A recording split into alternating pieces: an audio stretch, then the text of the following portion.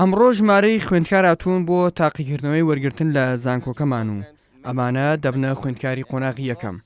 پڕۆسەی خوێندن لە زانکۆکەمان لە 7 ئۆکتۆبەر دەست پێ دەکات. ئێمە چانسێکی تر دەدەینە خوێندکاران بۆ ئەوەی بێن و لەم زانکۆیە بخوێنن.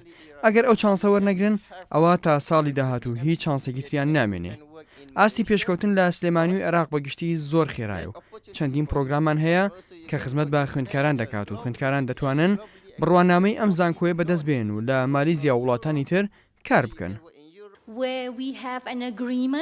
ئێمە ڕێکەوتنمان هەیە پرۆگرامی زانکۆی UTM قەیوان پێش بخەین.